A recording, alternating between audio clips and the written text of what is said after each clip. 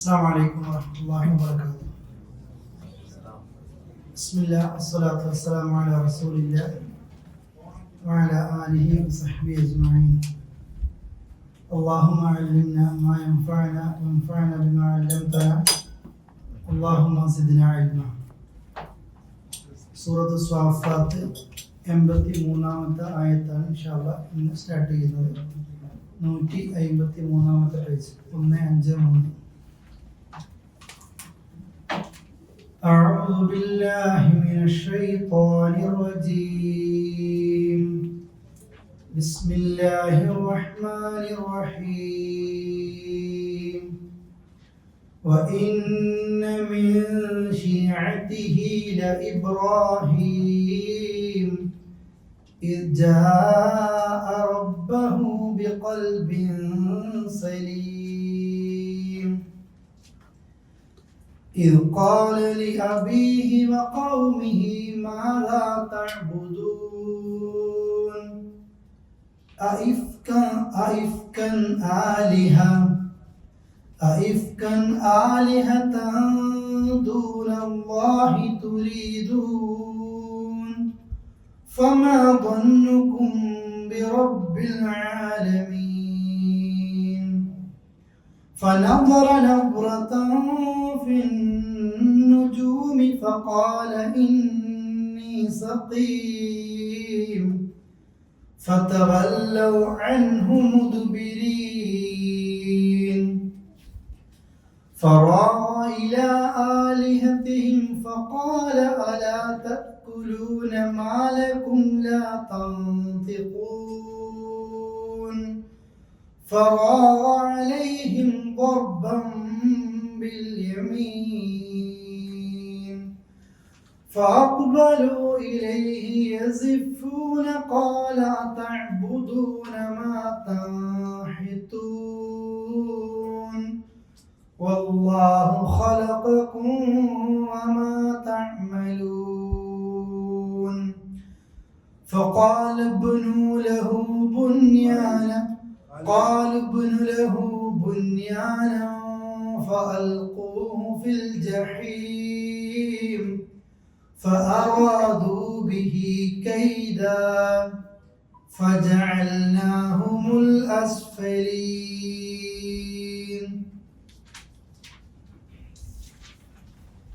കഴിഞ്ഞ ക്ലാസ്സിൽ നൂഹ് നബിയുടെ ചരിത്രം നിങ്ങൾ വായിച്ചിട്ടുണ്ടാവും, കേട്ടിട്ടുണ്ടാകും.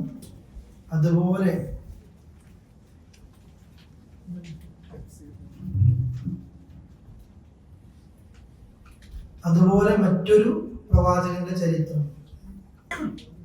ഒന്നാമത്തെ ആയത്ത് ബിസ്മില്ലാഹ് ഓതിക്കേ.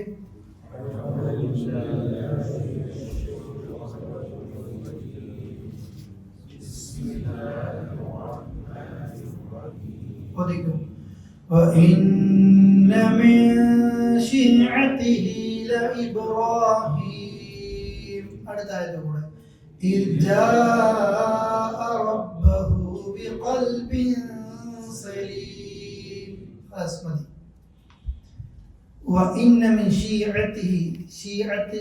നിങ്ങൾക്കുണ്ടാവല്ലോ, ഇവിടുന്ന് പറയില്ലേ ഷിയകൾക്കല്ലേ? എന്താ ഷിയ എന്ന് പറഞ്ഞാല് ഖതീഫ അല്ലേ,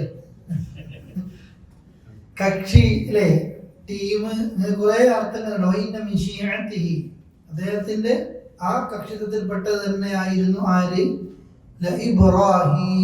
ഇബ്രാഹിമോ, നൂഹ് നബിയെ പോലെ ആ പരമ്പരയിൽ തന്നെ ഒരു അള്ളാഹുവിന്റെ ഏറ്റവും ഇഷ്ട പ്രവാചകനായിട്ട് വന്ന ഒരാളാണ് ആര്? ഇബ്രാഹിം. ഉൽ അസ്മിന്റെ പ്രവാചകന്മാരുടെ കൂട്ടത്തിൽ ഇബ്രാഹിം നബിയുമുണ്ട്. എന്താ ഇബ്രാഹിം നബിയെ കുറിച്ച് അള്ളാഹ് പറഞ്ഞത്? അദ്ദേഹം വന്നു. ആ വന്ന സന്ദർഭമുണ്ട്. റബ്ബഹു, തന്റെ റബ്ബിന്റെ അടുക്കൽ, ബിഖൽബിൻ സലീം, സലീമായ ഹൃദയവുമായിട്ട്. സാധാരണ കൽബിനെ പറ്റി പറയുമ്പോൾ ഇബ്രാഹിം നബിയുടെ കൽബിനെ കുറിച്ച് ഖുർആൻ വിശേഷിപ്പിച്ചതാണ് ഖൽബുൻ സലീം. 3 കൽബാണ്. ഒന്ന് ഖൽബുൻ സലീം, ഒന്ന് ഖൽബുൻ മലീം, ഒന്ന് ഖൽബുൻ മയ്യിത്ത്. ഖൽബുൻ സലീം എന്ന് പറഞ്ഞാൽ ഇബ്രാഹിം നബിയെ പറ്റി പറഞ്ഞതുപോലെ ഇവിടെ ഉണ്ടാവും കളങ്കം, സ്വാർത്ഥത ഇല്ലാത്ത, ശുദ്ധ മനസ്സുള്ള, അസൂയയില്ലാത്ത, കിബറില്ലാത്ത, അതേപോലെ മറ്റുള്ള ചിന്തകളൊന്നും ഒരു നിരക്കും ഇല്ലാതെ പ്യുവർ കൽബാണ് സലീം. ആ കൽബുൻ സലീമിന്റെ ആളുകൾ മാത്രമായിരിക്കും സ്വർഗത്തിലേക്ക് എത്തുക. രണ്ടാമത്തേത് കൽബുൻ മരീവാണ്. മരീവ് എന്ന് പറഞ്ഞാൽ എന്താണ്? രോഗമുള്ള കൽബ്. അതിന്റെ പ്രത്യേകത മരുന്ന് കുടിച്ചാൽ എന്താകും? മാറും, സലീമിലേക്ക് എത്തും. മരുന്ന് കുടിച്ചില്ലെങ്കിൽ മൂന്നാമത്തെ ഒരു കൽബുണ്ട്, കൽബുൻ മയ്യത്ത്. അത് മരിച്ചു. രോഗിക്ക് മരുന്ന് കുടിച്ചില്ല മരിച്ചുല്ലേ. അതുപോലെ കൽബുൻ മയ്യത്ത് എന്ന് പറഞ്ഞാൽ ചത്ത ഹൃദയം, ഒന്നും കേൾക്കൂല, ഖുർആനില്ല, ഹദീസില്ല, ദീനില്ല, ഒരു നിലയിലേക്കും ഇല്ല. കൽബുൻ മരീദ് അങ്ങനെയല്ല, ചാൻസ് ഉണ്ട്. നമ്മളൊക്കെ ഏതിലും മിക്കവാറും ഉണ്ടാകല് മരീദ്. നമ്മുടെ ഒരു വെക്കേഷൻ പോയാൽ പിന്നെ ക്ലാസ്സിൽ കുറച്ച് മടി, രോഗം വന്നിട്ടുണ്ടാവും അല്ലേ? അതൊട്ടും വലിച്ചെടുത്ത് ഇവിടെ എത്തി കിട്ടിയാൽ ഖലാസ്, ഇല്ലെങ്കിൽ പിന്നെ പോയിട്ടുണ്ടാവും. ചെറിയൊരു ഗ്യാപ്പ് വരുമ്പോഴത്തേക്ക് അതാണ് പല നിലയിൽ നമ്മൾക്ക് എത്തും. കൂട്ടുകെട്ടാകാം, നമ്മുടെ ജോലിയാകാം, യാത്രയാകാം, എവിടെയും പോകും. ഇബ്രാഹിം നബിയെ കുറിച്ച് അള്ളാഹ് പറഞ്ഞത് അദ്ദേഹം അള്ളാഹുവിന്റെ അടുക്കലേക്ക് എത്തിയത് എങ്ങനെയായിട്ടാണ്? ഖൽബുൻ സലീം, ശുദ്ധമായ ഹൃദയവുമായിട്ടാണ്. അതുകൊണ്ടാണ് ഇബ്രാഹിം നബിക്ക് ഇഷ്ടം മാത്രമേ ഉള്ളൂ, സ്നേഹം മാത്രമേ ഉള്ളൂ. അതുകൊണ്ടാണല്ലോ ഉപ്പയോട് പറഞ്ഞത് ഇത് ഖാൽ, അദ്ദേഹം പറഞ്ഞ സന്ദർഭം, ലി അബിഹി, തന്റെ ഉപ്പയോട്, വഖൗമിഹി, തന്റെ ജനതയോടും, എന്ത്? മാദാ തഅ്ബുദൂൻ, നിങ്ങൾ എന്തിനാ ഇങ്ങനെ ആരാധിക്കുന്നത്? ഇത് ഇഷ്ടം കൊണ്ടാ പറഞ്ഞത്. നമ്മളോ പറയാത്തത് എന്തുകൊണ്ടാ? ഇഷ്ടം കൊണ്ടാ. തെറ്റ് കണ്ടിട്ട് നമ്മൾ പറയാത്തത്, ഞാൻ ഇപ്പൊ പറഞ്ഞ എന്നെ വെറുക്കോ, എനിക്ക് വെറുപ്പുണ്ടാവോ, ഞാൻ ഇപ്പൊ ഒരു മൊയ്യാരെ വിജയിച്ചുവോ അല്ലേ, അല്ലെങ്കിൽ എന്താ വിചാരിക്കുക, നമ്മളെല്ലാം പറയും. പക്ഷെ അള്ളാഹിനെ കുറിച്ച് തെറ്റ് കാണുമ്പോൾ നമ്മൾ എന്തെങ്കിലും പറയൂല. ഇത് പറയുന്ന ശൈലി നന്നാക്കിയിട്ട് സ്വകാര്യമായിട്ട് അവർക്ക് തോന്നുന്ന രീതിയിൽ നന്നാക്കണം തോന്നുന്ന ആൾക്കാരെ മുമ്പിൽ വെച്ചിട്ടൊന്നല്ല. നിയമമൊക്കെ പറയും, ആരോ ബാപ്പന്റെ മുമ്പിലാണ്, ബാപ്പായാണെങ്കിലും തെറ്റിന് എതിർക്കണം എന്നൊക്കെ പറയും. പക്ഷെ നാട്ടുകാരെ മുമ്പിൽ വെച്ചിട്ട് ബാപ്പാനെ തിരുത്താനല്ല പോകേണ്ടത്. അവിടുന്ന് ബാപ്പാനെ സ്വകാര്യമായിട്ട് രക്ഷിച്ചിട്ട് ബാപ്പാനോട് സ്വകാര്യമായിട്ട് പറഞ്ഞു കൊടുക്കണം. അല്ലാതെ എല്ലാവരും മുമ്പും ആൾക്കാരെ വഷളാക്കിയിട്ടല്ല നന്നാക്കേണ്ടത്, ഒരാളെ ഇൻസൾട്ട് ചെയ്തിട്ടല്ല നന്നാക്കേണ്ടത്. ഇബ്രാഹിം നബിക്ക് ഉപ്പയോട് ഇഷ്ടമുണ്ട്, ജനങ്ങളോട് ഇഷ്ടമുണ്ട്. ആ ഇഷ്ടമുള്ളത് കൊണ്ടാണ് അദ്ദേഹം ശരിക്കും പറയുന്നത്. നിങ്ങൾ മുമ്പൊരു വെള്ളിയാഴ്ച ക്ലാസ്സിൽ, ദഅവത്തിന്റെ ക്ലാസ്സിൽ, നിങ്ങൾ എല്ലാവരോടും ഒരു ചോദ്യം ചോദിച്ച ഓർമ്മയുണ്ടോ? ദഅവത്ത് ജീവിതം കൊണ്ട് കാണിക്കുക എന്നൊക്കെ പറഞ്ഞപ്പോഴൊക്കെ അതൊന്നും ടഫല്ല. ടഫും റിസ്ക്കും ഉള്ളതാണ് ആൾക്കാരുടെ സത്യം പറയലാണ്. അതിന് നമ്മൾ പലപ്പോഴും എന്താ പറയാത്ത, എന്താ ഈ പറഞ്ഞതുപോലെ സ്നേഹം കുറയുന്ന രീതി.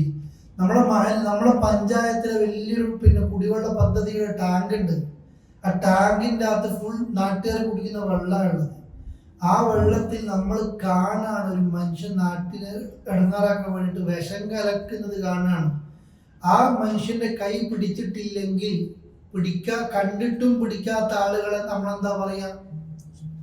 ഏറ്റവും ദുഷ്ടെന്ന് പറയും. കണ്ണ് കാണാത്ത ഒരു വ്യക്തി പറമ്പിലൂടെ നടന്നു പോകുന്നത് കാണുന്നുണ്ട്. ഒരു 3-4 സ്റ്റെപ്പ് വെച്ചാൽ അയാൾ കിണറ്റിൽ വീഴുന്ന ഉറപ്പാണ്. എന്നിട്ടും നമ്മൾ വീട്ടിലിരുന്നിട്ട് ഇങ്ങനെ പത്രം വായിച്ചാൽ എങ്ങനെ ഉണ്ടാകും? ഇതുപോലെയാണ് നരകത്തിലേക്ക് പോകുന്നതാണ് ആ വ്യക്തികൾ, ആ വിഭാഗം. അള്ളാഹ്ക്ക് പൊരുത്തമില്ലാത്ത തെറ്റാണ് അവർ ചെയ്യുന്നത്, ഷിർക്കാണത്, ബിദ്അത്താണത്, അന്ധവിശ്വാസാണത് എന്ന് 100% ഉറപ്പുണ്ടായിട്ടും നമ്മൾ വിചാരിക്കും ചെയ്യാത്തതും ചെയ്യണം.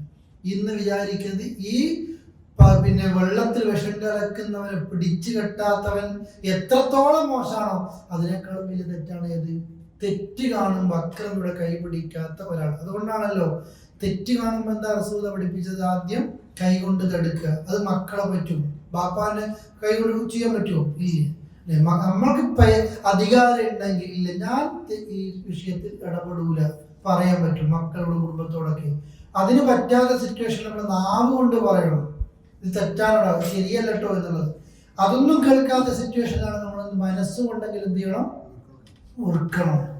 അപ്പോഴാണ് നമ്മുടെ ഏറ്റവും ദുർബലമായ ഈമാൻ മനസ്സുകൊണ്ടെങ്കിൽ വെറുക്കലാണ്. നമ്മൾ തന്നെ അതിന്റെ സംഘാടകരായാലോ, നമ്മൾ തന്നെ അതിന്റെ പ്രോത്സാഹന കമ്മിറ്റിപ്പെട്ടാണെങ്കിലോ അതിലേക്ക് നമ്മൾ എത്തരുത്. ഇബ്രാഹിം നബി ചോദിക്കുകയാണ്, നിങ്ങൾ എന്തായി ആരാധിക്കുന്നത്? കള്ളത്തരായിട്ട്, ആലിഹ, കുറെ കള്ളത്തരമായിട്ടുള്ള ഇലാഹുകൾ, ദൂരല്ല, അള്ളാഹുവെ കൂടാതെ, തുരീദു, നിങ്ങൾ ഉദ്ദേശിക്കണോ? പഠിച്ചോനെ അല്ലാതെ വേറെ അള്ളാഹു അല്ലാത്തൊരു ഇലാഹില്ല, ബാക്കിയുള്ള ഇലാഹൊക്കെ കളവാണ്.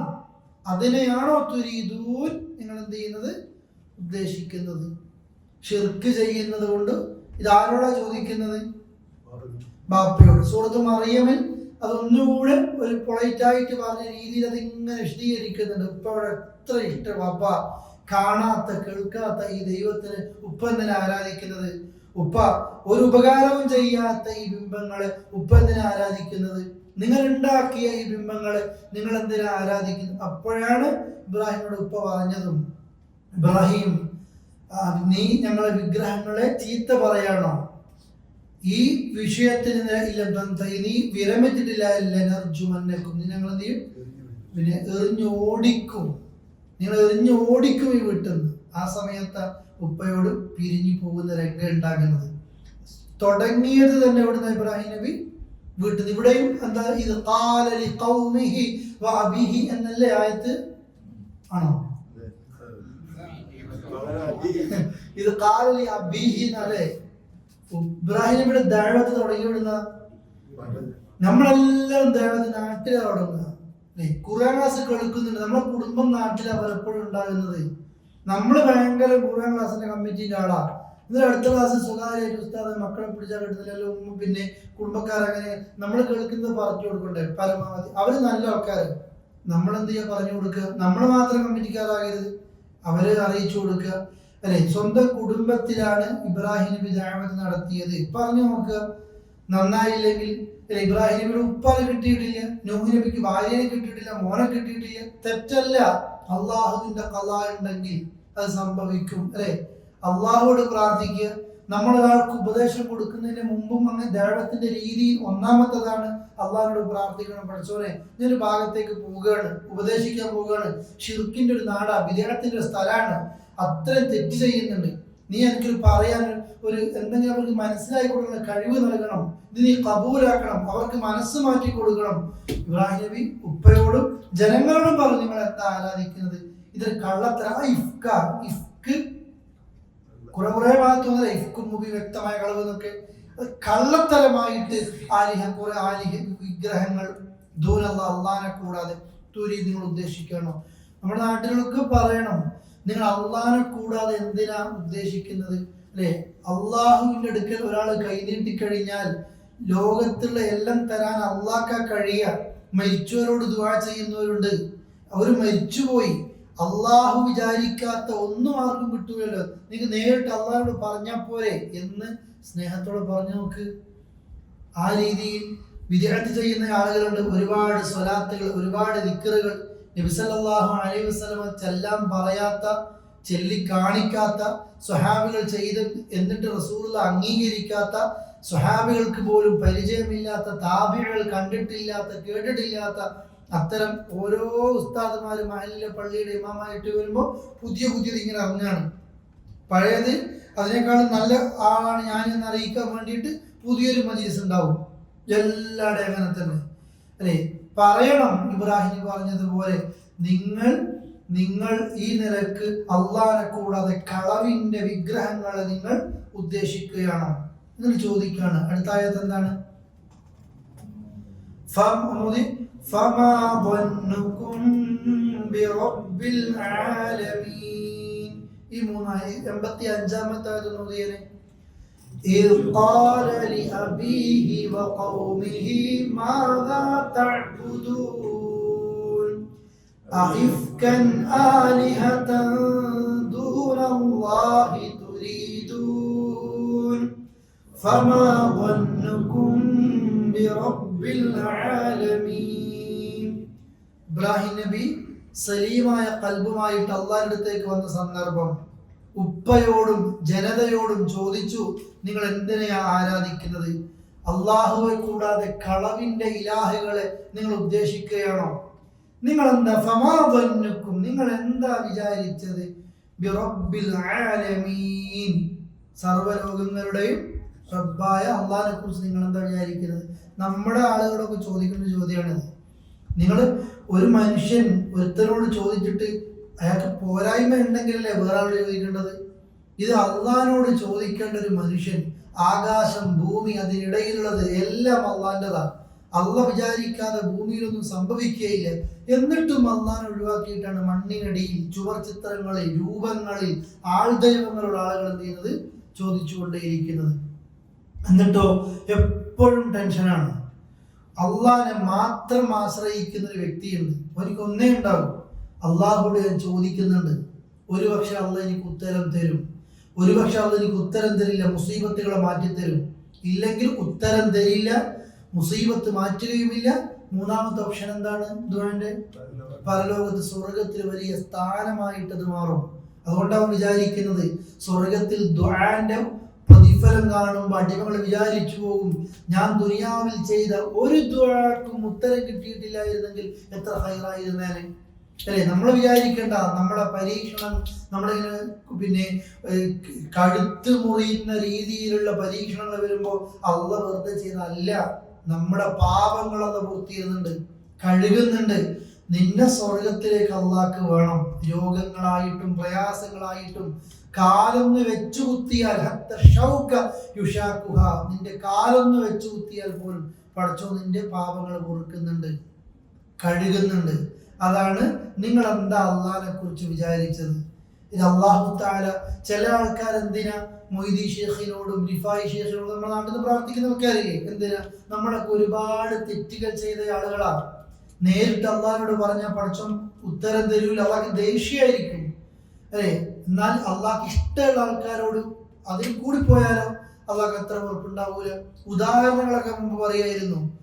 ഒരു പുതിയാപ്പിളേന്റെ കൂടെ ഒരു കൂട്ടുകാരുണ്ട്, അയാൾക്ക് അമ്മോശൻ കാക്കക്ക് അയാളോട് ഭയങ്കര വെറുപ്പാണ്. അമ്മോശൻ കാക്കക്ക് വെറുപ്പ് ഇഷ്ടമില്ലാത്ത ഒരാളുണ്ട്. എന്നാൽ ആ ഇഷ്ടമില്ലാത്ത ചങ്ങാതി പുതിയാപ്പിളേന്റെ കൂടെ വീട്ടിൽ സൽക്കാരത്തിന് എന്താ ഉണ്ടാകുക? ഭക്ഷണം കൊടുക്കൂലേ? അല്ലേ? അത് അപ്പൊ ഈ ത്വരയ്ക്ക് കൂടി വരിക ഇടങ്ങാറാക്കാൻ. ദേഷ്യം ഉണ്ടെങ്കിലും ഒരു ആ സമയത്ത് സമാധാനമാവും. ഇതുപോലെ ഞാൻ വൃത്തക്കേട് കളിച്ചാലും ഖബറിനുള്ളിൽ കുപ്പിയിൽ സിൽസില വെക്കുകയായിരുന്നു. എന്തിനാണിത്? ഞാൻ മുഹീദ്ദീൻ ഷേഖിന്റെ അടുത്ത ആളാണെന്ന് അറിയിക്കാൻ, ആ മുരീദുകളിൽപ്പെട്ട ഒരാളാണ് എന്ന് അറിയിക്കാൻ വേണ്ടിയിട്ട്, അല്ലെ? ചോദ്യം ചെയ്യാൻ വേണ്ടി മലക്കുകൾ വരുമ്പോൾ ഇതെടുത്ത് വായിച്ചു നോക്കുമ്പോൾ ഇത് മുഹീദ്ദീൻ ഷേഖിന്റെ അതാ ചോദ്യമൊന്നുമില്ല, ഇത് റിഫായി അതില്ല, ചോദ്യമൊന്നുമില്ല.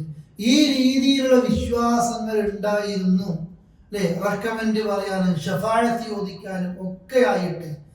എന്നാൽ ഇവരോടാണ് നിങ്ങൾ തെറ്റുകൾ ചെയ്തതാണെങ്കിലും സൂറത്ത് സുമറിൽ നമ്മൾ പഠിച്ചു, തെറ്റ് ചെയ്ത എല്ലാവരോടും പറയും ലാ തഖ്നതു മിർ റഹ്മത്തില്ലാ, അല്ലാഹുവിന്റെ കാരുണ്യത്തിൽ ആരും നിരാശരാകണ്ട.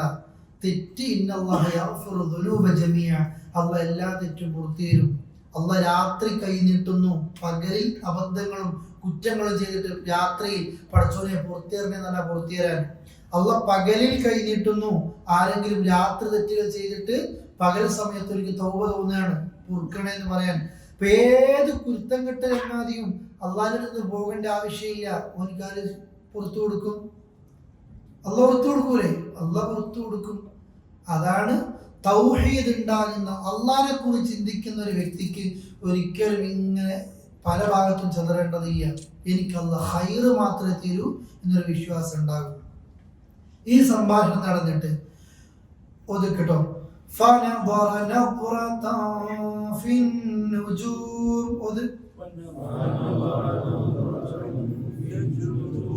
ഒന്നുകൂടെ അടുത്തായത്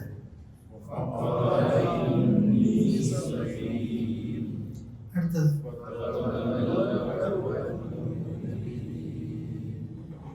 ഈ ആയത്തുകളൊക്കെ നമ്മളിങ്ങനെ റമദാനിലെ എക്സ്പ്രസ് ഹൈവേ കൂടി പോയ ആയത്തുകളായതൊക്കെ. പക്ഷെ എന്താ പറയുന്നത് പഠിച്ചു നോക്ക്, അല്ലേ? ഇബ്രാഹിമിന്റെ ചരിത്രത്തിൽ മാഷാ അല്ലാഹ്, ഇബ്രാഹിം നബി നാട്ടുകാർ തമ്മിൽ ഭയങ്കര ചർച്ച നടക്കുക. അദ്ദേഹത്തിന് ആ ചോദ്യം നോക്കുക, നിങ്ങൾ റബ്ബിൽ ആലമീൻ, നിങ്ങൾ എന്താ വിചാരിച്ച അള്ളാഹിനെ കുറിച്ചിട്ട്, അല്ലേ? നിങ്ങൾ അള്ളാഹിനെ ഏതെങ്കിലും സമയത്ത് ഒഴിവാക്കുക, പിന്നെ കുടുംബം വരിക എന്ന് നിങ്ങൾ അള്ളാഹിനെ കുറിച്ച് എന്ത് വിചാരിച്ചു? ഖുർആൻ വേറെ സ്ഥലത്തും പറയുന്നെങ്കിൽ അള്ളാഹിനെ കണക്കാക്കേണ്ട ഒരു കാര്യം എന്തിട്ടില്ല, കണക്കാക്കി. അതുകൊണ്ടാണ് ചെതറിപ്പോകുന്നത്. പക്ഷെ നമ്മൾക്കൊക്കെ എപ്പോഴും ധൈര്യം എന്താണ്? എല്ലാവർക്കും ഏത് സമയത്തും അള്ളാഹു എന്നുണ്ട്, കാവലായിട്ടുണ്ടാകും, അല്ലെ? ഏത് വാതിലടഞ്ഞാലും അള്ളാഹിന്റെ വാതിൽ എന്ത് ചെയ്യൂല, അടയൂല. നമുക്ക് തോന്നും ഈ വാതിൽ അടഞ്ഞു, പക്ഷെ അതിനേക്കാളും മുമ്പേ അത് 2 വാതിൽ എന്തിട്ടുണ്ടാവും, തുറന്നിട്ടുണ്ടാകും. അപ്പൊ എന്ത് വന്നാലും, പരീക്ഷണം വന്നാലും, ഒരു മുവഹിദായ ഒരു വ്യക്തിക്ക് ഇൻഷാ അല്ലാഹ് ഇതൊക്കെ ഒരു ഖൈറായിട്ട് വരും എന്ന് വിചാരിക്കും. എന്നിട്ട് ഇബ്രാഹിം നബി ഫനദറ, ഒന്ന് നോക്കി, നദറ ഒരു നോട്ടം, എന്തിരി ഫിൻ നുജൂം, നുജൂം നക്ഷത്രത്തിലേക്കൊന്ന് നോക്കി. ഇത് അറബികളിൽ ഒരു പതിവാണ്, ഈ നക്ഷത്രത്തിലേക്ക് നോക്കി നമ്മൾ ഒരു ആലോചനയില്ലേ. ഇബ്രാഹിം നബി നാട്ടുകാർ സംഭാഷണത്തിൽ അദ്ദേഹം ഇങ്ങനെ ഒന്നൊരു നോട്ടം നോക്കി. ഫഖാല, അദ്ദേഹം പറഞ്ഞു, ഇന്നി സഖീം, ഞാൻ എന്താണ് സഖീം, എനിക്ക് രോഗമുണ്ട്. ഹദീസിൽ വന്നിട്ടുണ്ട് ഇബ്രാഹിം നബി പറഞ്ഞ പിന്നെ 3 കള്ളത്തരങ്ങൾ. അത് കള്ളത്തരല്ല ശരിക്കും. ഇബ്രാഹിം നബിക്ക് ഇന്നി സഖീം എന്ന് പറഞ്ഞാൽ എന്തായാലും ഞാൻ രോഗിയാണ്. കള്ളത്തരം പറയുമ്പോൾ ഇബ്രാഹിം നബി പറഞ്ഞ പോലത്തെ കള്ളത്തരം പറയണം, കുടുങ്ങിപ്പോയാൽ. അത് കള്ളത്തരമല്ല, ഉദ്ദേശങ്ങൾ മാറ്റും. ഇബ്രാഹിം നബി ഈ സമയം നമ്മൾ ചെറുപ്പത്തിൽ ഒരു കഥ പഠിച്ചിട്ടുണ്ടാവും. ഒരു ഉത്സവം നടന്ന കഥയിൽ ഇബ്രാഹിം നബിന്റെ നാട്ടിൽ എല്ലാവരും ഉത്സവത്തിന് വിളിച്ചു ഇബ്രാഹിം നബിയെ. അപ്പൊ അതിന്റെ ഷോർട്ടാണ്. അദ്ദേഹം എന്ത് പറഞ്ഞു? മദ്രസ പഠിച്ചില്ലേ, ഉത്സവത്തിന് ഞാൻ വരുന്നില്ല എന്നാണ്. എന്താ? എനിക്ക് സുഖമില്ല. അതാണ് ഈ ആയത്ത്, എനിക്ക് സുഖമില്ല. അദ്ദേഹം അവർ ഇതിലൊക്കെ ക്ഷണിക്കുന്ന സമയത്ത് ഒന്ന് ആ നക്ഷത്രത്തിൽ ഒന്ന് മുകളിലേക്ക് നോക്കി, അല്ലെങ്കിൽ ആകാശത്തേക്ക് നോക്കി, എനിക്ക് സുഖമില്ല. ഉദ്ദേശിക്കുന്ന സുഖക്കേട് എന്താണ്? നിങ്ങളുടെ ഈ ബിംബാരാധനയുടെ അവസ്ഥ ഓർത്തിട്ട് എൻ്റെ മനസ്സിന് എന്തായി പോയിട്ടുണ്ട്, രോഗം വന്നു പോയിട്ടുണ്ട്. അതാണ് ഉദ്ദേശിക്കുന്നത്. ഞങ്ങളെ കള്ളത്തിനുണ്ടാക്കുന്ന തെളിവല്ല കേട്ടോ ഇത് ഒരു പിന്നെ ഒരു പുറത്തു കൂടെ പറഞ്ഞ ചില സംഗതികൾ ഉണ്ടാവൂലേ, ആ നിലയിലാണ് ഉദ്ദേശിക്കുന്നത്. നിങ്ങളുടെ ഈ അവസ്ഥ ഓർത്തിട്ട് എനിക്ക് എന്തുണ്ട്. പിന്നെ മൂന്നാമത്തെ സാറയെ മക്കയിൽ നിന്ന് കുറച്ചാളുകൾ പിടിക്കാൻ വേണ്ടി വന്ന സമയത്ത് ഇതാരാണെന്ന് പറഞ്ഞു, ഇല്ല സഹോദരിയാണെന്ന് പറഞ്ഞു. സഹോദരി ആ സമയത്ത് എന്ത് ചെയ്യൂല, ഒന്നും ചെയ്യൂല. സഹോദരിയല്ല, ഭാര്യയാണ് അല്ലേ. അപ്പൊ എന്താ ഉദ്ദേശിക്കുന്നത്? മുസ്ലിങ്ങളൊക്കെ എന്താണ്, സഹോദരിയാണ്. ഈ രീതി. അപ്പൊ ഇതൊക്കെ പുതിയൊരു മസാലകൾ കണ്ടുപിടിക്കാൻ വേണ്ടി പറഞ്ഞതല്ല, കള്ളത്തരം പറഞ്ഞിട്ടില്ല എന്ന് പറയാൻ വേണ്ടിയിട്ട് അതിന്റെ ഉദ്ദേശം മനസ്സിലാക്കി തന്നതാണ്. അങ്ങനെ അദ്ദേഹം ആകാശത്തെ നക്ഷത്രത്തിലേക്ക് നോക്കിയിട്ട് ഫഖാൽ, അദ്ദേഹം പറഞ്ഞു, ഇന്നി സഖീം, ഞാൻ അസുഖം ബാധിച്ചവനാണ്. അങ്ങനെ ഫതവല്ലു, അവരൊക്കെ പോയി, അൻഹു, അദ്ദേഹത്തിന്റെ അടുക്കൽ നിന്ന് മുദ്ബിരീൻ, വിട്ടുപിരിഞ്ഞിട്ട് ബാക്കിൽ, അഥവാ സംസാരം നടന്നു, ഓരോരോ വഴിക്ക് പോയി. ഇപ്പൊ നാട്ടിൽ ആരൊറ്റക്കായി? ഇബ്രാഹിം ഒറ്റക്കായി. ഇനിയാണ് ഇഷ്ടമുള്ളത്. അങ്ങനെ അടുത്ത ആയത്ത് ചോദിക്കാം.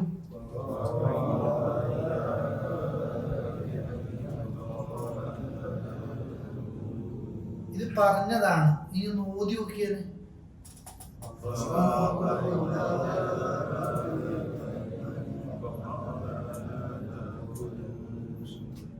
ഓതുമ്പോ ആ രീതിയിൽ തന്നെ ഓതി കിട്ടും.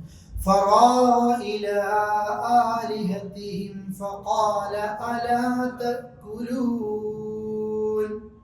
ഫറാഗ, അദ്ദേഹം തിരിഞ്ഞു, ഇല ആലിഹത്തിഹിം, അവരുടെ ഇലാഹുകളിലേക്ക് തിരിഞ്ഞു. ഫഖാൽ, അദ്ദേഹം ചോദിക്കുകയാണ് വിഗ്രഹത്തോട്, ബിംബത്തോട്, അലാ തഅകുലൂൻ, അല്ല അത് തിന്നുന്നില്ലേ?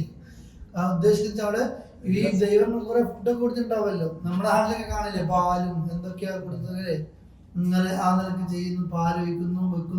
നമ്മുടെ നാട്ടിലും ഇതേപോലെ ഇപ്പോഴല്ലേ ലൈവായിട്ട് ഇങ്ങനെ ഒരു മനുഷ്യന് എല്ലാവരും അസുഖം വന്നിട്ട് പല ചികിത്സ, എൻ്റെ വീട്ടിലേക്ക് വരണ്ടെന്ന് പറഞ്ഞാൽ ഒരു പേര് വന്നിട്ടൊക്കെ അസുഖം മാറുന്നു.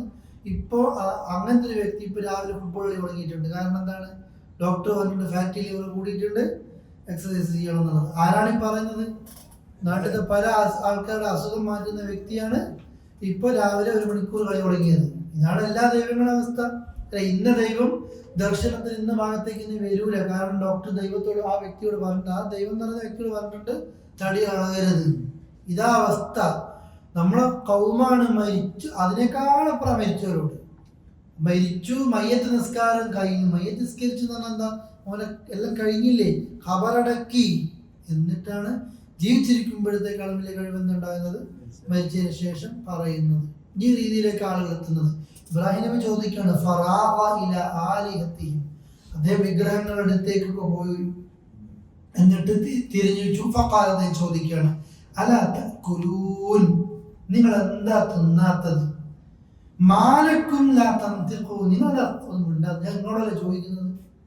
പിന്നെ ചോദിക്കണല്ലേ, മാലക്കും നിങ്ങൾ എന്തുകൊണ്ടില്ല സംസാരം എന്താ, നിങ്ങൾ എന്തുകൊണ്ട് സംസാരിക്കുന്നില്ല? ഫറാഗ, അദ്ദേഹം തിരിഞ്ഞു അവരിലേക്ക്. എങ്ങനെ? പിന്നെ അടുത്തതിന് മൂന്നാമത്തെ തീ എന്തിനാണ്? ശക്തമായ നിലക്ക് അതിനെന്ത് ചെയ്തു? അതാണ്. അത് അന്നത്തെ കാലത്താട്ടോ, ഇന്നത്തെ കാലത്തല്ല. അത് ഇന്ന് ഉപദേശം കൊടുത്താൽ മതി. ആ സമയത്ത് ഇബ്രാഹിം നബി എന്ത് ചെയ്തു? അതിനെ തൻ്റെ വലം കൊണ്ട് അതിന് മുക്കോടെ ശക്തമായ നിലക്ക് അതിന് എന്ത് ചെയ്തു? അടിച്ചു വീഴ്ത്തി. ആ ഉത്സവത്തിന്റെ സമയത്ത് അങ്ങനെ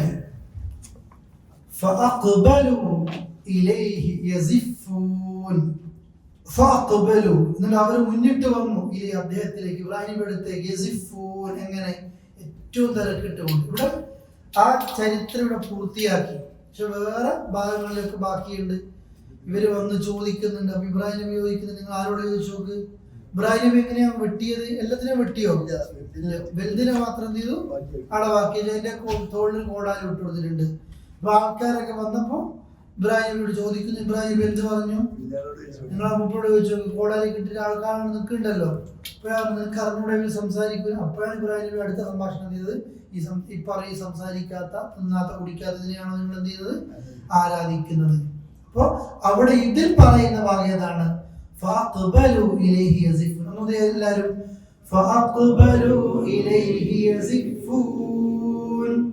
قال أتعبدون ما تنحتون والله خلقكم وما تعملون.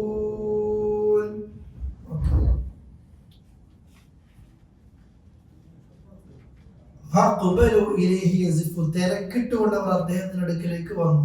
ഖാൽ, അദ്ദേഹം ചോദിച്ചു, അത്തഅബുദൂന, നിങ്ങൾ ആരാധിക്കണോ? മാ തൻഹിതൂൻ, നിങ്ങൾ തന്നെ കൊത്തി ഉണ്ടാക്കിയതിന്. അപ്പൊ ഇതിനിടക്ക് മറ്റേ സംഭാഷണം നടക്കുന്നുണ്ട്, ചോദിച്ചു നോക്കുന്നു കാര്യങ്ങളൊക്കെ. അപ്പൊ ഇബ്രാഹിം അവര് പറയുന്നത്, നിനക്ക് അറിഞ്ഞൂടെ ഇത് നമ്മൾ ഉണ്ടാക്കി വെച്ചതാണ്? അപ്പൊ ചോദിക്കണം, നിങ്ങൾ ഉണ്ടാക്കി അല്ലേ വിഗ്രഹത്തെ, ദൈവത്തെ അവന്റെ അടിമ എന്ത് ചെയ്യുന്നു? ഇബ്രാഹിമിന്റെ ഉപ്പ ദൈവങ്ങളെ വീട്ടിൽ നിന്ന് ഉണ്ടാക്കിയിട്ട് മാർക്കറ്റിൽ കൊണ്ടുപോയി വിൽക്കുന്ന ആളുകളാണ്. അപ്പൊ ആ നിലയിൽ ഈ ദൈവത്തെ, നിങ്ങൾ ഉണ്ടാക്കിയ ദൈവത്തെയാണോ നിങ്ങൾ ആരാധിക്കുന്നത്? വല്ലാഹു ഖലഖക്കും, അല്ലാഹയാകട്ടെ നിങ്ങളെ സൃഷ്ടിച്ചിരിക്കുന്നു. വമാ തഅമലൂൻ, അല്ലേ നിങ്ങൾ എന്തൊക്കെ പ്രവർത്തിച്ചുണ്ടാക്കുന്നതോ ഇതൊക്കെ ആരാണ് സൃഷ്ടിച്ചത്? അല്ലാഹ്. പഠിച്ചോനല്ലേ നിങ്ങളെയും ഇതിനെയും എല്ലാത്തിനെയും സൃഷ്ടിച്ചത്. ഇപ്പൊ നമുക്ക് ആരോടും കോമൺ ആയിട്ട് പറയാൻ പറ്റുന്ന ഒന്നാണ്, ഇസ്ലാം ഏകദൈവ ആരാധനയിലേക്ക് വിളിക്കും. നമ്മൾ ഏത് മതവിശ്വാസികളോടും പ്രബോധനം നടത്താൻ അള്ളാഹ് ഒറ്റൊരു കാര്യം, നിങ്ങളെ സൃഷ്ടിച്ച ദൈവത്തെ നിങ്ങൾ എന്ത് ചെയ്യും? ആരാധിക്കാം. ഏറ്റവും സ്നേഹത്തിൽ പറയാം, നിങ്ങൾ അള്ളാഹു എന്ന് പറഞ്ഞാൽ, ഈ സൂറത്ത് യാസീനൊക്കെ പഠിക്കുമ്പോൾ നമ്മൾ ആ സാഹിബ് യാസീന്റെ കഥ പറഞ്ഞില്ലേ, വക്കാല പിന്നെ മിനക്സർ മദീന നായത്തിനെ തുടങ്ങി കാണുന്നില്ലേ? നിങ്ങൾ പിന്നെ നിങ്ങളുടെ റബ്ബിനെ എന്ത് ചെയ്യും? ആരാധിക്കും. അതുകൊണ്ട് ഞാൻ നിങ്ങളുടെ റബ്ബിനെ ഞാൻ എന്ത് ചെയ്യണം? ആരാധിക്കണം. നമ്മൾ പരിചയപ്പെടുത്തുന്ന അള്ളാഹാണ്, നിങ്ങളുടെ റബ്ബാണ്, നമ്മുടെ അല്ല. ഞങ്ങൾ അള്ളാഹിനെ ആരാധിക്കട, ഞങ്ങളെ റസൂൽ പറഞ്ഞില്ല, നമ്മുടെ റസൂൽ അല്ലെങ്കിൽ നിങ്ങളെ റസൂൽ എന്ന് പറയുന്ന രീതിയിലേക്ക് എത്തിയിരിക്കണം. അള്ളാഹിനോട് ഇബ്രാഹിം പറയാണ്, അല്ലാഹു ഖലഖക്കും, അള്ളാഹ് നിങ്ങളെ സൃഷ്ടിച്ചിരിക്കുന്നു. വമാ തഅമലൂൻ, നിങ്ങൾ പ്രവർത്തിക്കുന്ന എല്ലാത്തിനെയും അള്ളാഹ് സൃഷ്ടിച്ചത്. ഇത് അവരോട് തർക്കം നടന്നു. അവസാനം അവർ തീരുമാനിച്ചു, ഖാലു, അവര് പറഞ്ഞു,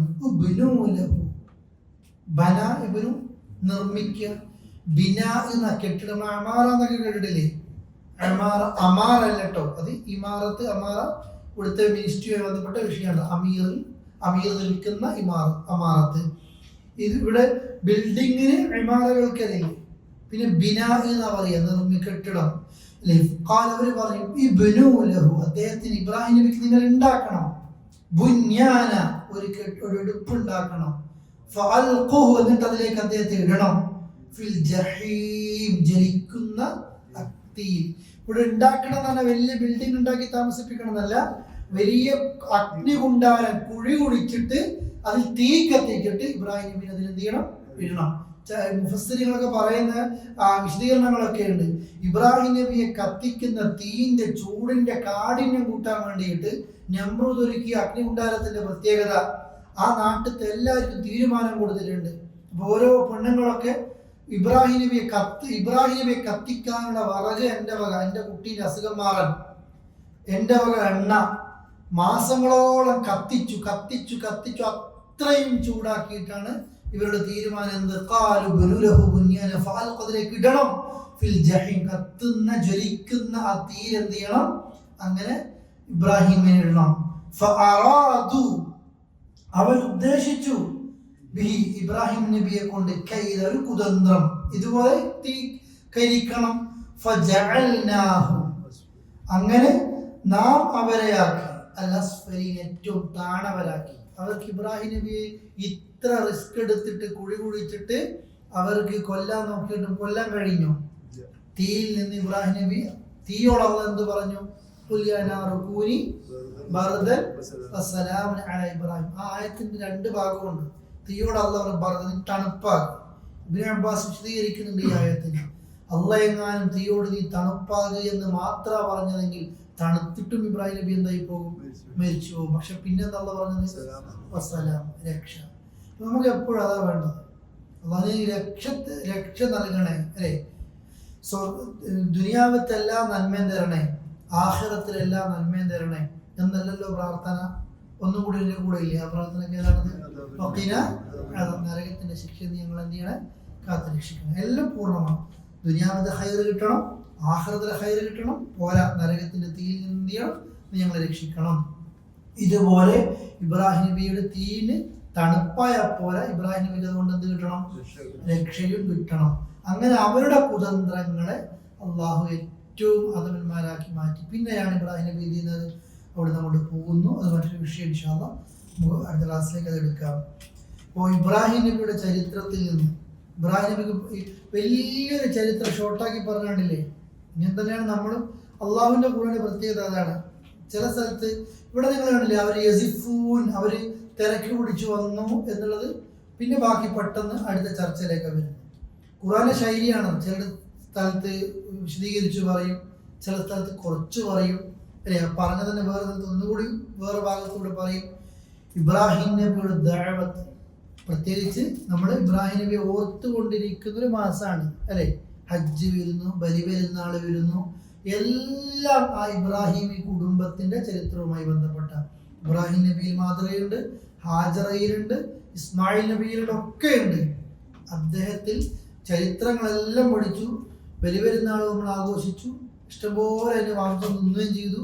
എന്നിട്ട് അദ്ദേഹത്തിന്റെ ജീവിതത്തിൽ നമ്മൾ ഒരുപാട് ഉൾക്കൊള്ളുന്ന ഒരവസ്ഥ ഉണ്ടാകാത്ത രീതിയാകരുത്, പാഠം ഉൾക്കൊള്ളണം. അതിൽ ഏറ്റവും അദ്ദേഹത്തിൽ നിന്ന് നമുക്ക് പാടുള്ളത് ഒന്ന് ഇബ്രാഹിം നബിയുടെ ദഅവത്താണ്. വീട്ടിൽ നിന്ന് തുടങ്ങി നാട്ടുകാരോട് പറഞ്ഞു, വെട്ടിത്തുറന്ന് പറഞ്ഞു, ഒരു മയപ്പെടുത്തലും ഒരു സോപ്പിടലും ഇല്ല. ലാ ഇലാഹ ഇല്ലല്ലാഹ് എന്ന് പറഞ്ഞാൽ തന്നെ ഒരു ഇലാഹും ഇല്ല എന്ന്, ആരല്ലാതെ, ഇല്ല, അല്ലാഹല്ലാതെ. ഇത് കേൾക്കുന്നവർക്ക് വലിയ സുഖമൊന്നും ഉണ്ടാകൂല, പക്ഷെ നമ്മൾ അത് അവരെ എത്തിച്ചിരിക്കണം. അതാ ആ ദഅവത്ത് എത്തിക്കുന്നവർ അള്ളാഹു നമ്മെ ഉൾപ്പെടുത്തി അനുഗ്രഹിക്കുമാറാകട്ടെ. വസല്ലല്ലാഹു അലാ നബിയിന മുഹമ്മദിൻ വഅലാ ആലിഹി വസഹ്ബിഹി അജ്മഈൻ. അസ്സലാമു അലൈക്കും.